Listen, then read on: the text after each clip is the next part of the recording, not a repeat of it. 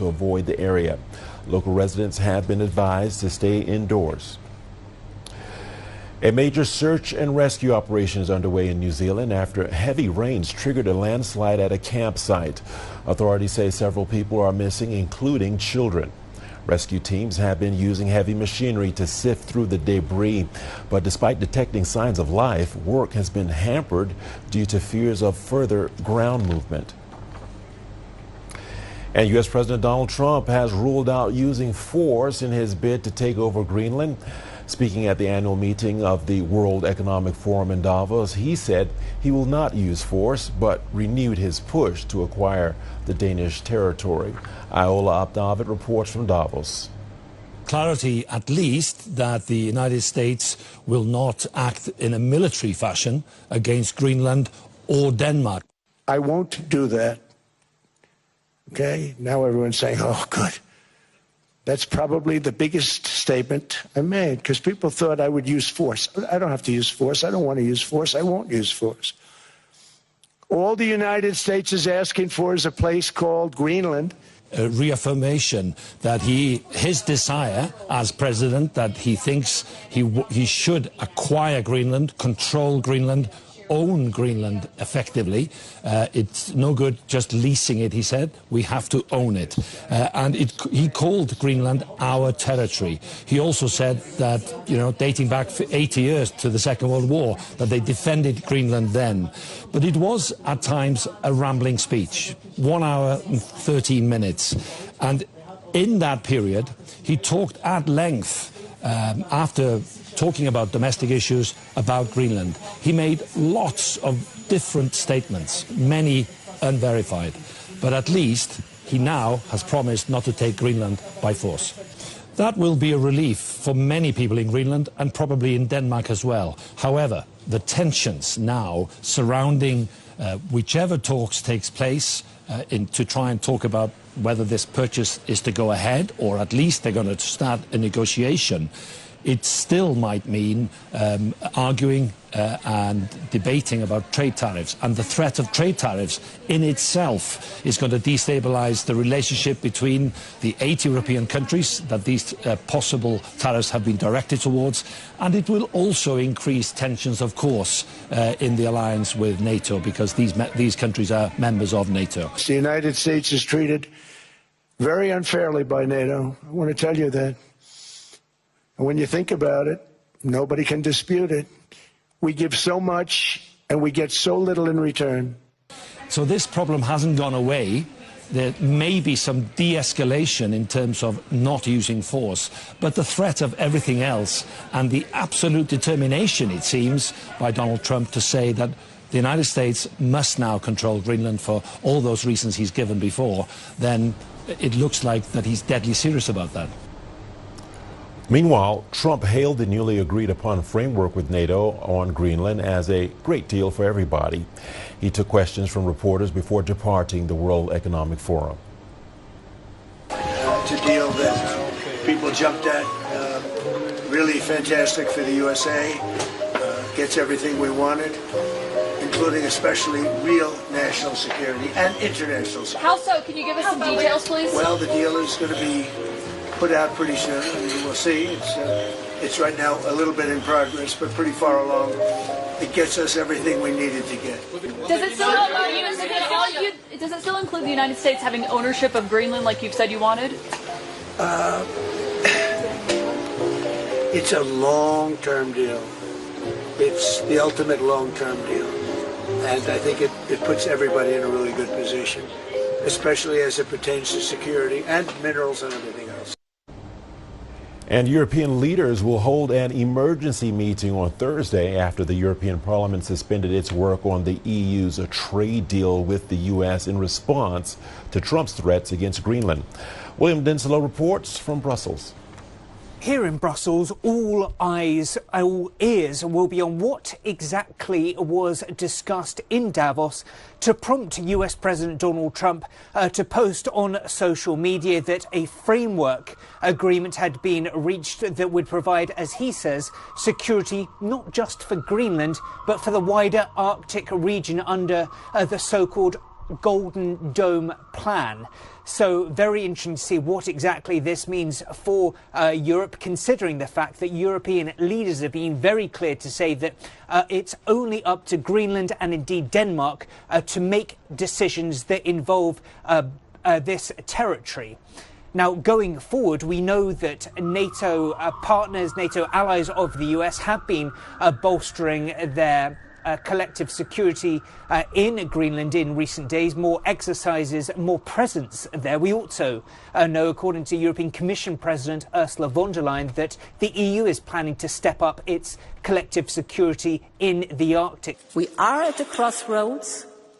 Europe prefers dialogue and solutions, but we are fully prepared to act, if necessary, with unity, urgency and determination.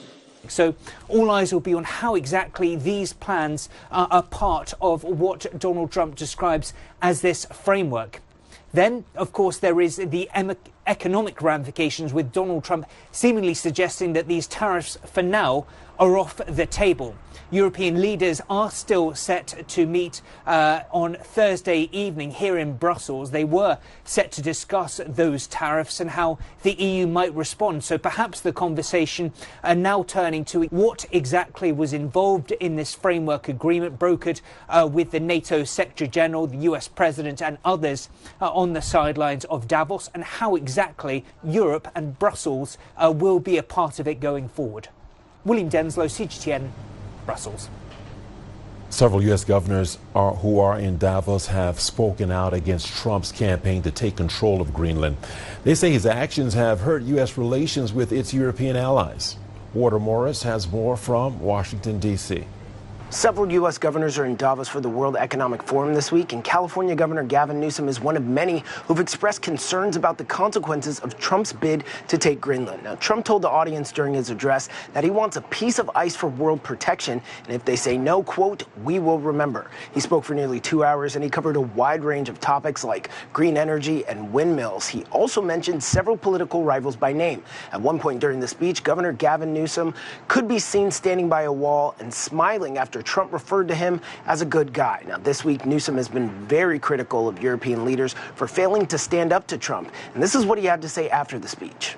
For the European audience, that may have been a new speech. My God, there wasn't anything new about that speech for the American audience.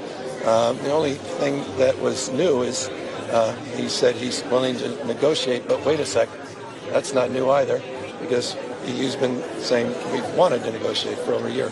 Newsom said he doesn't think the threat of the U.S. using force to take Greenland was ever real, and leading up to Trump's highly anticipated speech, other U.S. governors at Davos said they were worried about how European allies will react. We're 1 year into a 4-year term, and the amount of damage that's been done is going to have a long tail for us competitively, for our stature in the world, for trust amongst allies. This president has taken America from being leader of the free world to the bully on the playground, from trying to promote democracy worldwide and always stand firm with our allies and friends to saying we can use force just because we can. The Greenland thing is a little weird, I'll admit, because we can already put military bases on Greenland. And during the forum, the governor of Kentucky also stressed the importance of NATO and the need for the U.S. to stand with its allies. Walter Moore, CGTN, Washington. Well, Russian President Vladimir Putin says Moscow is reviewing its participation in Trump's so-called Board of Peace. He also expressed willingness for frozen Russian assets in the U.S. to be used by the proposed board. Putin will also meet with Trump's envoys in Moscow later on Thursday to discuss developments in a deal to end the conflict with Ukraine. Dasha Chernyshova reports. Well, we have the confirmation from the Kremlin that indeed this meeting will be taking place at the Kremlin on Thursday, and the Russian president is expected to meet also Jared Kushner, U.S. President Donald Trump's son-in-law, who has been closely involved into the Gaza peace talks. So the expectation is indeed that the sides would have an opportunity to talk about the peace plan, the details that have emerged over the course of the past weeks. And the last time Witkoff and Jared Kushner were in Moscow Moscow was in December. Since then, there have been several rounds of talks, the latest involving Russia taking place in Davos with the participation of Russia's Kirill Dmitriev, special presidential envoy, who met with Witkoff there. So now we are hearing from Witkoff that Russia has itself requested this meeting to be held in the Russian capital. And obviously Moscow is expecting to see how its concerns are met and taken into account in the current form of the peace proposal, because Russia has been insisting that the so-called root causes of this conflict have to be eliminated to achieve the lasting peace. And Steve Witkoff has been quoted as saying that there have been many successes on the track of Russia-Ukraine peace plan. He has also been quoted as saying as 90% of that peace plan, even more, has already been agreed upon. So obviously Russia will be looking to see whether its concerns have been made. And earlier the Kremlin has rejected to comment on any of those talks, saying that they should not be part of the public diplomacy. Iranian state television has reported over 3,100 people were killed in riots earlier this month. It's the first official death toll released by authorities. Iranian Foreign Minister Saeed Abbas Araghchi says the U.S.'s threats against Iran gave plotters an incentive to pursue what he described as a strategy of maximum bloodshed. He added that Iran will always choose peace over war, but will fight back with everything it has in the face of new attacks. Iran's Tasnim news agency says more than 460 government buildings and over 700 banks were damaged or set ablaze. In central Gaza, Israeli forces have killed 3 Palestinian journalists in a strike on a vehicle. The journalists were filming at a newly established displacement camp overseen by an Egyptian government committee. A spokesperson for the committee says the strike occurred 5 kilometers from Israeli-controlled areas, and the vehicle was known to the Israeli military as belonging to the Egyptian committee. The Committee to Protect Journalists says at least 206 journalists have been killed by Israeli fire in Gaza since its attacks began in 2023. Well, that is it for this edition of The World Today. I'll be back shortly with more news from the continent and Africa Live. Thanks for watching.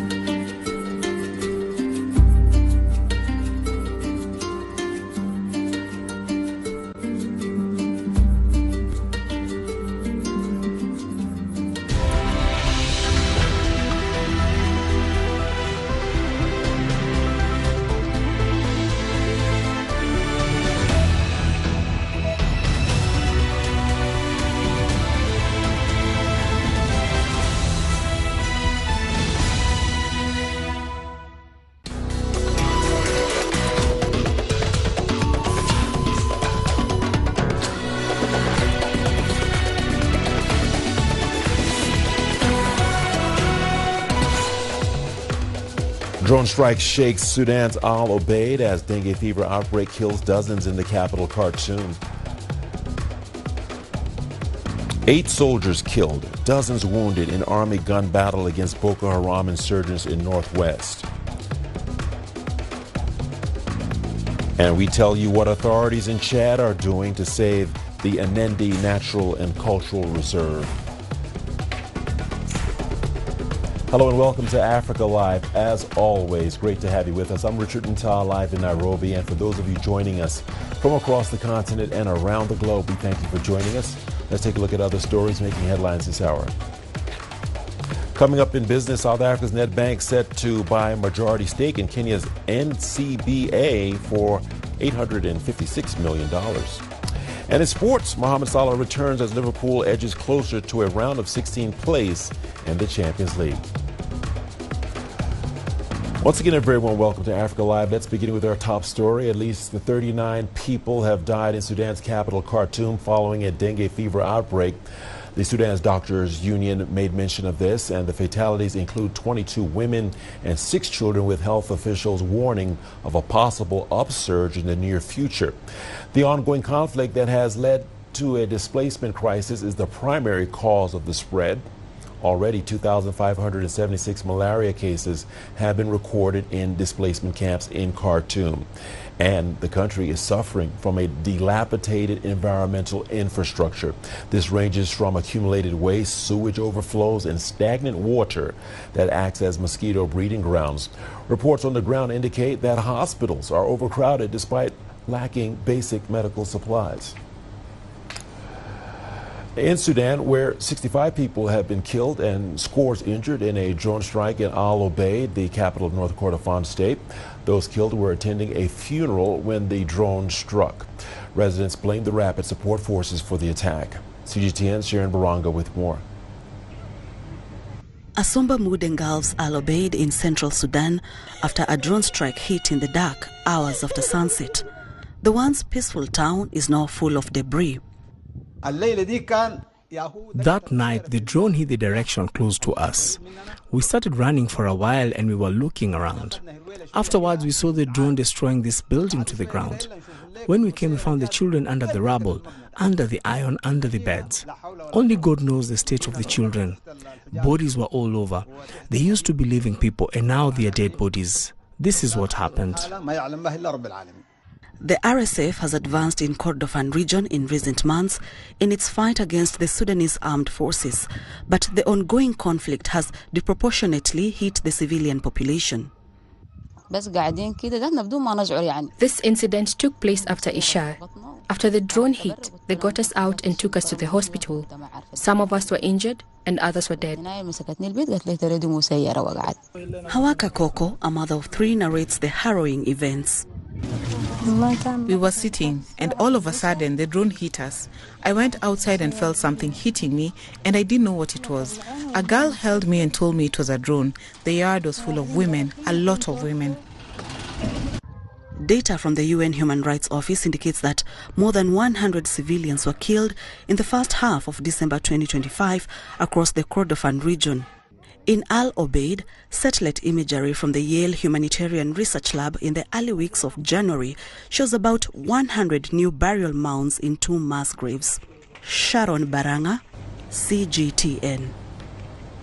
Staying in Sudan, the ongoing conflict is producing uneven outcomes. While limited recovery is taking shape in parts of the Khartoum area, violence in the Darfur region continues to escalate, driving displacement and deepening the humanitarian crisis. Analysts warn that this growing imbalance between the capital and the periphery could undermine long-term stability and civilian protection nationwide. Naba Muaddin reports from Port Sudan. Khartoum is cautiously coming back to life after years of intense fighting. Shops are reopening, traffic is slowly reappearing, and fragile economic activity is resuming. Authorities say it marks the early stages of recovery, even as security remains unpredictable. But hundreds of kilometers to the west, the picture is starkly different. Darfur is still burning. Renewed violence, mass displacement, and growing allegations of atrocities have driven thousands from their homes. Many have fled east with little more than what they could carry. For civilians there, the war has never stopped. Among the displaced is Amira Ahmed from Western Sudan. She fled with her 8 children and has not seen her husband for a long time, separated by front lines and insecurity. Now in Eastern Sudan, she watches from afar as her region collapses, fearing what, if anything, will remain when the fighting ends. I've been cut off from my husband for almost 3 years. Now he's in the besieged city of Al-Obeid, and my extended family is still in Western Sudan, trapped by the war. It's really sad to see Western Sudan burn, and we can't connect to our families. It's a real tragedy. Analysts warn that stabilizing the capital, while peripheral regions collapse, could carry lasting consequences. Therefore, the stress is not a side crisis. It's key to Sudan's long-term stability. It takes a very long time to rebuild lives and cities even after the fighting stops. The continued instability in Darfur undermines national cohesion, fuels cycles of violence, weakens civilian protection, and risks entrenching a fragmented Sudan long after the war. In April, the war in Sudan will enter 3 years, with no signs of abating anytime soon. As Sudan's war goes on, the distance between its regions is no longer just geographic. It's political and human. For millions of civilians, peace remains elusive, prompting urgent questions whether recovery in the center can ever secure stability for a country still in conflict. Naba Muhyiddin, CGTN, Port Sudan. To West Africa now, Nigeria specifically, where security sources say at least 8 soldiers were killed and 50 wounded when Boko Haram insurgents attacked a military formation in Borno State. The militants, arriving via motorcycles and armored vehicles, engaged troops in a heavy gun battle on Monday. The troops were part of a military offensive aimed at pushing militants from the Timbuktu Triangle. The military reported it neutralized one explosive-laden vehicle, but a second one breached defenses, resulting in casualties among soldiers and the civilian joint task force. Following the attack, military forces withdrew to the base in Damboa. The Timbuktu Triangle, with its challenging terrain and limited state presence, has been a Boko Haram stronghold in the northwest. Meanwhile, Nigerian troops rescued 62 hostages and killed 2 militants in separate operations in Kebbi and Zamfara states. Army spokesperson Lieutenant Colonel Olaniyi Osoba says troops acted on intelligence and stormed a bandit hideout in Zamfara, rescuing all the captives. Efforts are being made to reunite them with their families. In a separate operation, soldiers ambushed militants near the Kebbi-Sokoto border after a tip-off about their movements, and the operations are part of a larger strategy to dismantle networks involved in kidnappings and regional insecurity. The Northwest has been hit by a surge in mass kidnappings carried out by armed gangs. They have attacked villages, schools, and places of worship, including the Sunday abduction of more than 160 worshipers from 2 churches in Kaduna. And to the Democratic Republic of Congo now, where reports of forced disappearances have emerged. Thousands of people have been reported missing by their families for several months now. The families say the disappearances recorded within the last 3 years have intensified in areas under M23 control. CGTN has spoken to some of the families whose kin mysteriously vanished without a trace. In this report, the real names and faces of people who spoke to CGTN have been concealed for their protection. In one neighborhood in Goma, a city in eastern DRC under M23 control, Etienne Mawe is desperately searching for 2 family members. It started when his 25-year-old nephew, a shopkeeper, disappeared in June, and shortly after his cousin followed. 2 people are missing in my family. The first is my nephew, who disappeared on July the 1st on his way to the shop. The second is my cousin, with whom we were searching for the missing nephew. He was the most active in the search. One day, some unidentified people came to his house saying he was a drunkard. They said he was causing a lot of trouble, searching for a missing person. That is how they took him, and his whereabouts remain unknown to this day.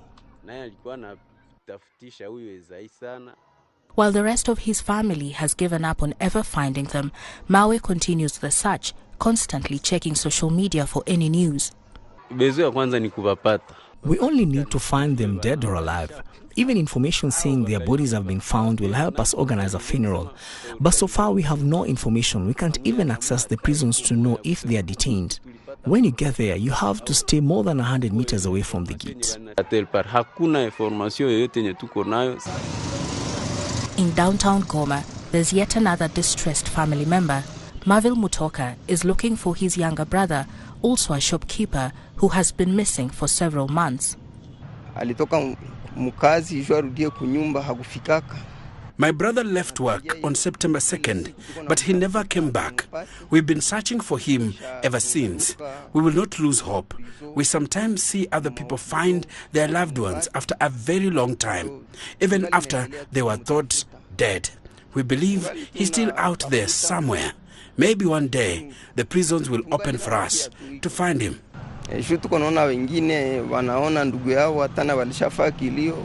All these families quietly blame the M23 for the disappearances. They say since the city fell under rebel control, more and more people have been reported missing. They say families and even humanitarian organizations and NGOs operating in the city don't speak out for fear of retaliation from the M23. Many people are disappearing these days. Before, when people went missing, it was often kidnappings and the abductors would call their families demanding ransom. But now people are disappearing without a trace. We wonder if they are joining the army or being killed. There are many families in our situation. When we go from prison to prison or hospital to hospital, there are other families searching for their loved ones. Some will tell you they have lost even 3 family members. Last September, the UN Human Rights Council released a report based on a fact-finding mission in eastern DRC. The report documented widespread atrocities, including sexual violence, carried out against civilians by the warring parties. The UN said upon capturing Goma, the M23 rebels engaged in intimidation through executions, torture, forced recruitment, and enforced disappearances. Other human rights groups have also detailed similar findings. But the M23 has denied these allegations of human rights abuses in the past, leaving families in limbo about whether they will ever find their loved ones. Caroline B., CGTN. South Sudan denied claims on Wednesday that rebels had captured the strategic town of Panyume in central Equatoria State near the borders with Uganda and the DRC. Morobo County Commissioner Charles Data Bullen said the town, about 138 kilometers south of the capital Juba, remains under the control of the South Sudan People's Defense Forces following a fierce gun battle with the opposition Sudan People's Liberation Army in opposition on Tuesday. Bullen said the SPLA-IO fighters briefly entered parts of Panyume, but were pushed back by government troops at around 8 a.m. local time, adding that civilian casualties were reported. But earlier, the SPLA-IO spokesperson Lam Paul Gabriel said the group had seized the town after launching an offensive on an SSPDF base, claiming government forces lost control after 2 hours of fighting. The clashes followed an SPLA-IO directive issued on Monday, ordering forces to advance towards Juba. Fighting between the government and opposition forces has intensified since March 2025 following the detention and trial of senior opposition officials. Guinea-Bissau's transitional government has announced that presidential and legislative elections will be held on December the 6th this year. In a decree published on Wednesday, the ruling junta said all the conditions for organizing free, fair, and transparent elections have been met. The announcement comes 2 months after the military seized power and follows the publication of a transitional charter published in early December. The charter bars the transitional president and junta leader, General Horta Ntam, from contesting the elections. The coup takes place just days after Guinea-Bissau held a presidential election in November, where incumbent President Umaro Sissoco Embalo was seeking a second term. Following his ouster, the electoral process was suspended. And on to southern Africa now, where heavy rains have devastated communities. In South Africa, communities are piecing their lives, back together after devastating floods ripped through Mpumalanga and Limpopo provinces. Almost 40 people have been killed, while roads, bridges, and vital infrastructure have been severely damaged. As CGTN's Julie Shire reports, with a national disaster declared, it's taking time to get aid to affected areas. I'm standing on the bridge over the Crocodile River. It is just meters away from one of the entrances into Kruger National Park. Just days ago, this river was dangerously high, cutting off communities and driving devastating floods. The water has now subsided, allowing humanitarian aid to reach the affected villages and deliver much-needed aid to families. In Buffelspoort, in South Africa's Nkomazi municipality, residents are still coming to terms with the scale of the destruction left by days of relentless rain. The rain was extremely harsh to everyone, so it affected all the dams that is close by, and some of the children couldn't be able to go to school, some of the people couldn't be able to go to work, so we are affected, very affected, especially most of the business that are around here in my community. We have lot of damage in Buffelspoort. There is a flowing here, a lot of water in our house. We have a flowing damage at their homes. The rain is sabotaging too much. While rain continues in parts of the region, floodwaters have begun to recede. Damaged roads are slowly reopening, allowing humanitarian organizations to finally access some of the hardest hit communities. Some areas that we started off with in Mkondo were really difficult because the roads were really badly eroded and damaged by the water, but there were parts where the truck was able to travel. More than 500 homes were damaged here in Nkomazi, wiping out food supplies, clothing and shelter for families already living on the margins. In January alone, an unprecedented 400 milliliters of rain fell across Mpumalanga and Limpopo province. The government has declared a national disaster, but officials warn the full impact of these catastrophic floods may only become clear in weeks ahead. Julie Shire, CGTN, Nkomazi, Mpumalanga, South Africa. And in North Africa, Morocco says it has finally emerged from 7 consecutive years of drought following weeks of exceptional rainfall and record snowfall. National dam filings has surged to 46%, up from just over 31% in December, pushing total water reserves above 7.7 billion cubic meters. And authorities say increasing water reserves are strengthening drinking water supplies, irrigation, and food security nationwide. Nishwashi reports. After years of water stress, Morocco is experiencing a clear hydrological recovery. Officials say rainfall since November is almost double last year's levels and above the seasonal average, lifting the North African country out of drought conditions. Recent rainfall recorded a 95% increase compared to last year and exceeded a seasonal average by 17.6%. This allows us to say, thankfully, that this year marks a real exit from the years of drought.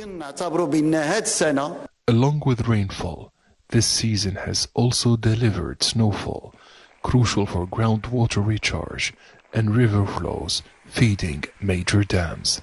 There were also significant, indeed exceptionally heavy snowfalls, with snow cover reaching 55,495 square kilometers. This is a record figure.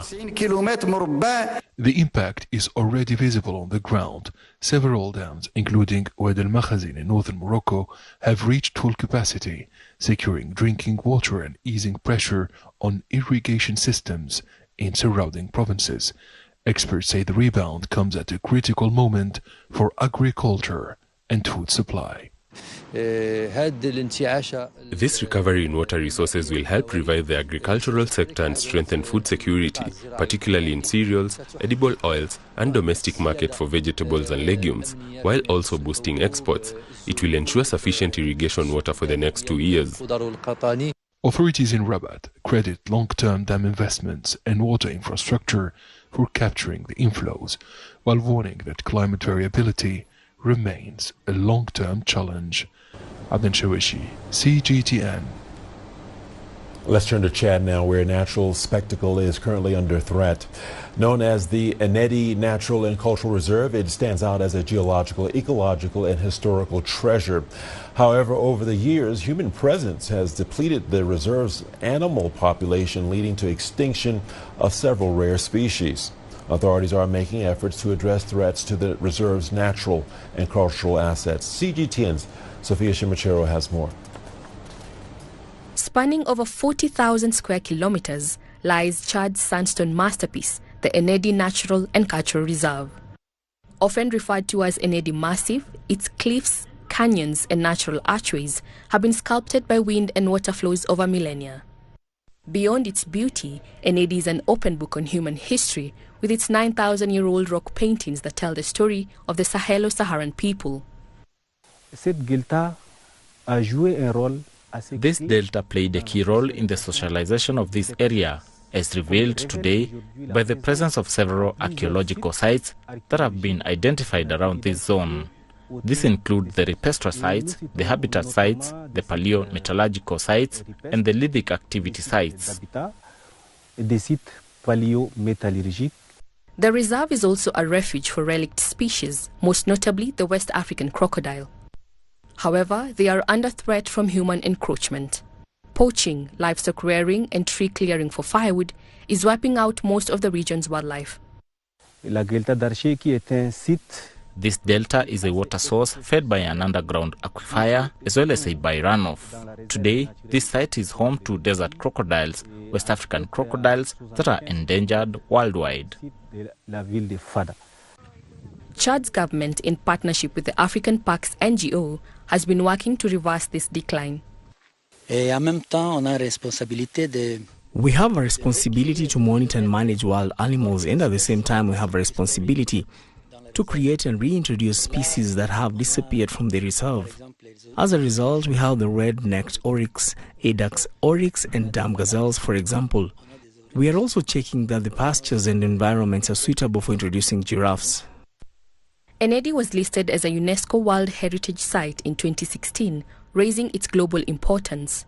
Authorities hope this, along with their efforts, will secure a future for the site, for the benefits of the ecosystem and thousands of people who rely on the reserve. Sophia Shimachero, CGTN. Time now for our business segment. Here are the headlines. Come up in business, South Africa's Nedbank set to buy a majority stake in Kenya's NCBA for $856 million. And Trump backs down on tariff threat on EU countries opposed to Greenland takeover.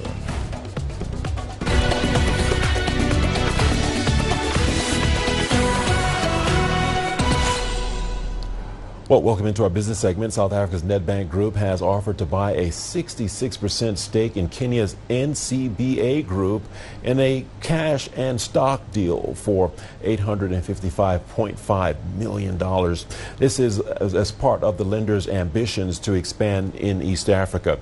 The transaction, based on Nedbank's stock price of 250 Rand per share, would be settled 20% in cash and 80% through new Nedbank ordinary shares listed on the Johannesburg Stock Exchange.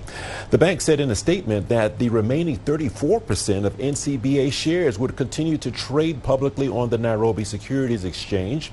If completed, NCBA, one of East Africa's largest financial services groups, would become a subsidiary of Nedbank, though it would retain its brand, local leadership, and separate listing.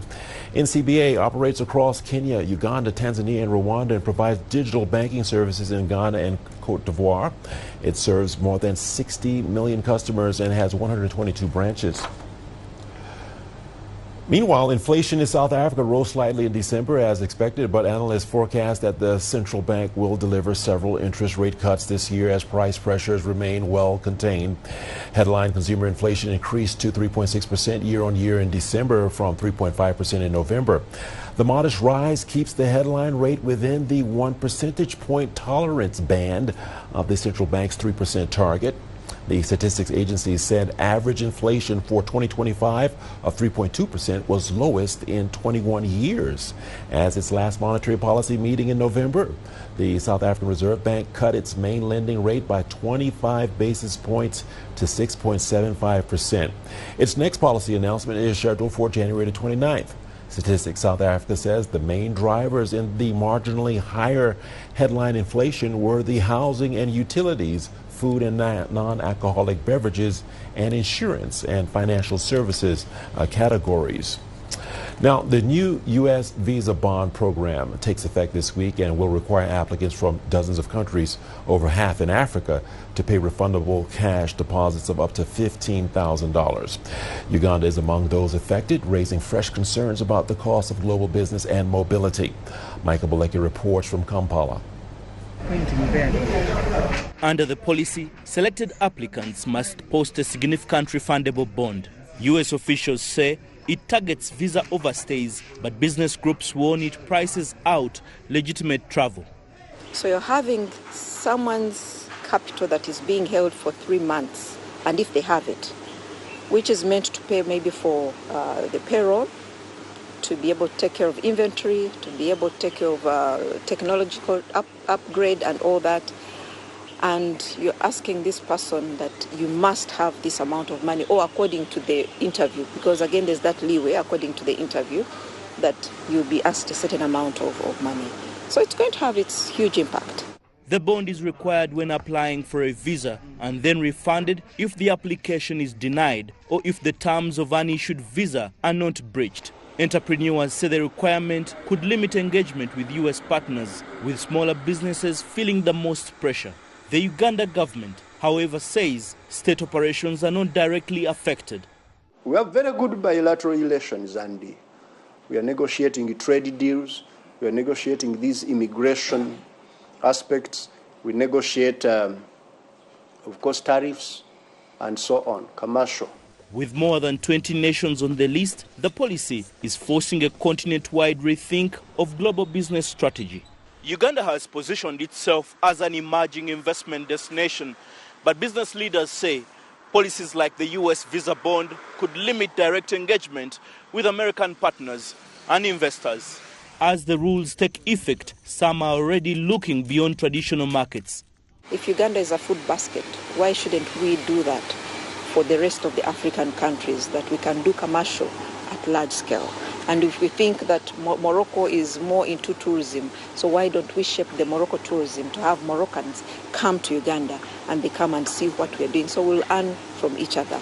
So I think it's yes, we shall see so much that shaping up, looking out to other Asian markets, European markets. Faced with higher barriers to one market, businesses across Africa are now weighing the cost of U.S. access against the growing opportunities closer to home and elsewhere in the world.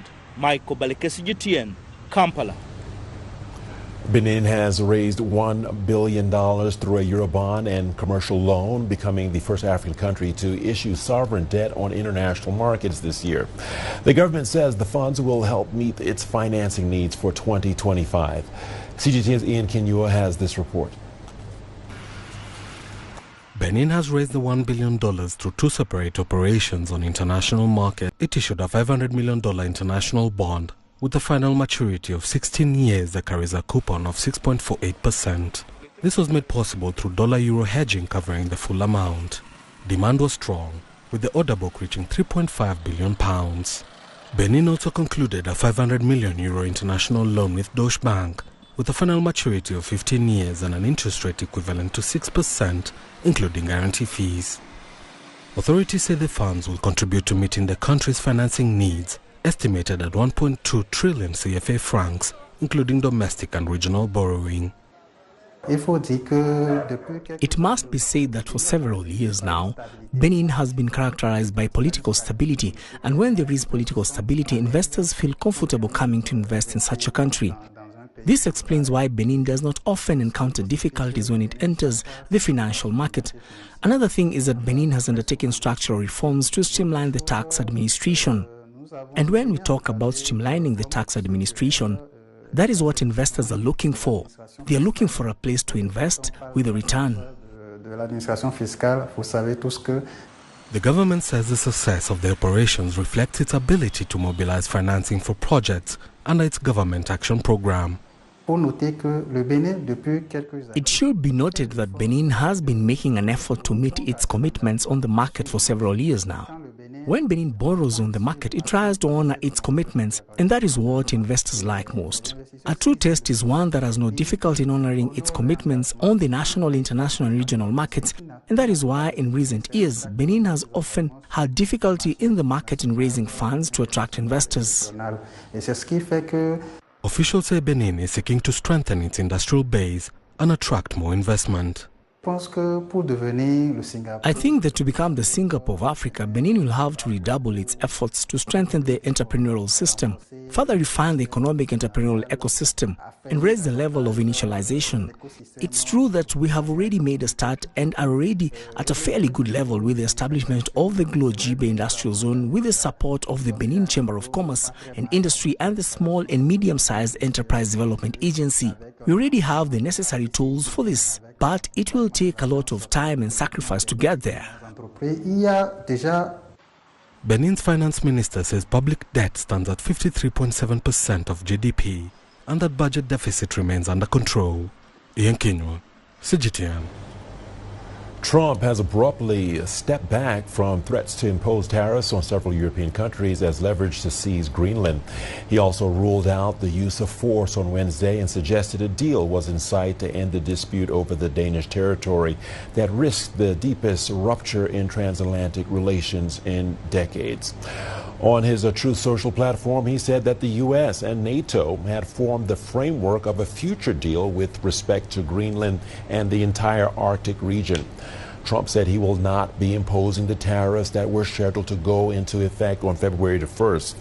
European diplomats said the president's sudden shift in tone doesn't resolve the dispute, but helps diffuse an open rift between allies as they work to sort out their differences in private.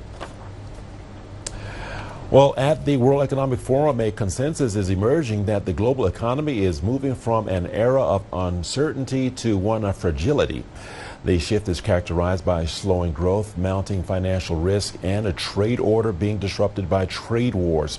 Against this backdrop, China is frequently highlighted as one of the few major economies with a clear sense of direction. People generally remain optimistic about China. At a time of immense fragility and uncertainty, China offers stability and a clear, positive policy direction, something many have strongly felt in Davos. First, China's stable economic growth, reaching around 5%, has made a significant contribution to the global economy.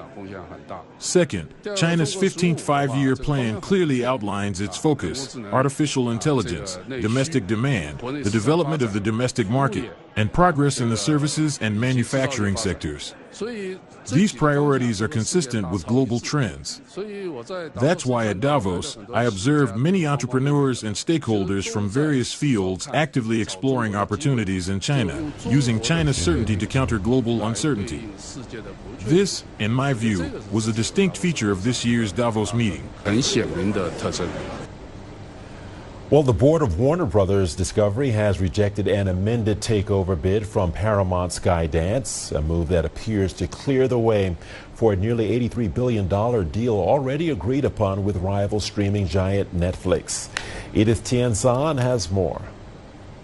The board of Warner Brothers Discovery has rejected an amended takeover bid from Paramount Skydance. The move appears to pave the way for a nearly $83 billion deal already struck with another media giant, Netflix. I think Netflix is reacting to the changing marketplace for media and particularly for streaming. More and more, it seems that companies need scale. And while we think of Netflix as one of the biggest in the industry, you look at a Paramount, you look at Warner Brothers Discovery right now, and they just don't have the scale to compete. According to a report from Deadline, Netflix has favored a shorter 17-day window for new theatrical releases. a move that could significantly reduce box office revenue for movie theaters nationwide, including major chains like AMC, which push for the industry's standard 45-day period when a new movie is only shown in cinemas and not streaming services. Netflix executives were quick to push back. We're very excited. We think that the Warner Brothers films and series and HBO, all those products work better in our business model, and our business model works better with those films and series. So we think it's going to be great for consumers, really great for creators. But consumer benefits remain far from guaranteed, with experts arguing that fewer competitors in the market could ultimately mean higher prices. And usually what we see is in monopolistic situations, they actually have the ability to put the squeeze on consumers because now the consumer has less choices. And some say it could also shrink the diversity of voices across the media landscape. Political influence has also hovered over the deal. President Donald Trump's son-in-law and advisor Jared Kushner initially backed Paramount's $108 billion hostile bid through his private equity firm Affinity Partners before stepping back. Paramount could still return with a more aggressive offer amid speculation that Netflix's move may be as much about blocking competitors as it is about completing a deal. Either way, any merger that moves forward would rank among the most consequential in Hollywood history, reshaping the streaming industry with broader implications for media influence. It is Tianshan, CGTN, Hollywood. And we're not done just yet. We've got your sports segment coming up. Here are the headlines. Coming up in sports, Mohamed Salah returns as Liverpool edge closer to a round of 16 place in the Champions League.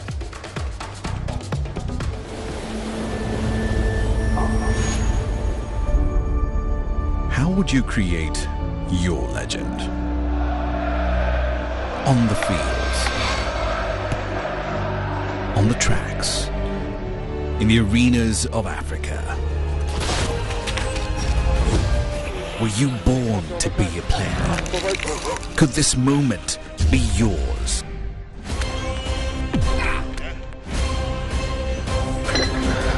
Sports Scene. Find your game.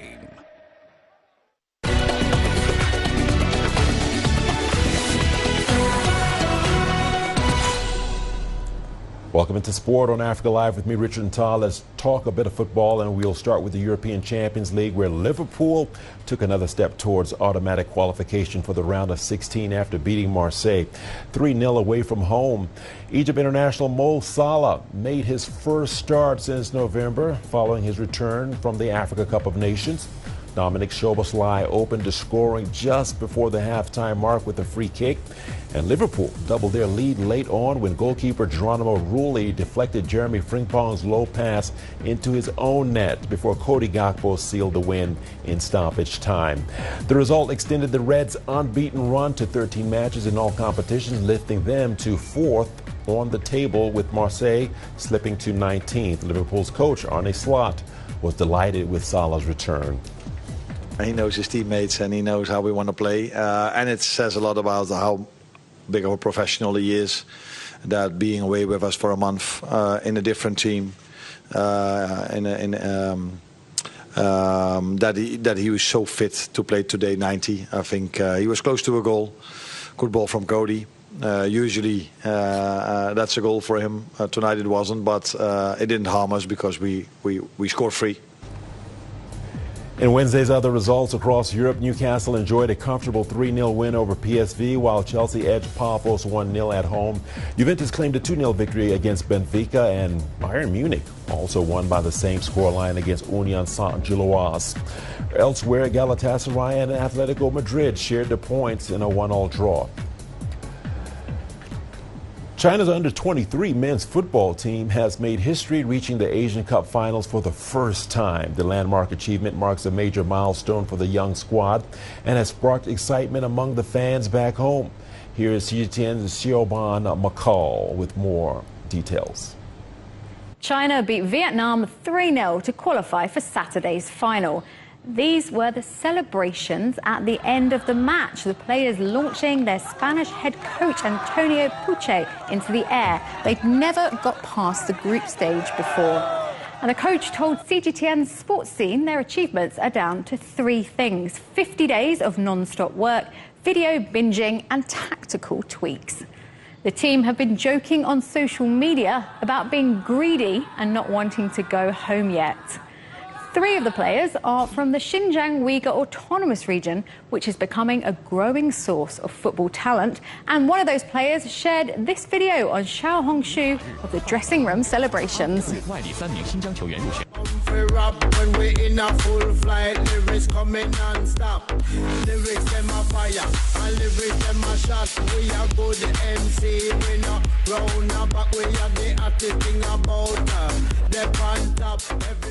Great scenes there, and someone who is sure to be cheering on the team in the final is this little guy here. He's proudly pointing out his older brother, Mutalifu Yiming-Kari, who's one of the players.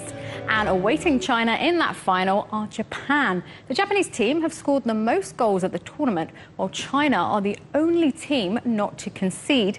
And this fan says the final will be the sharpest spear against the strongest shell.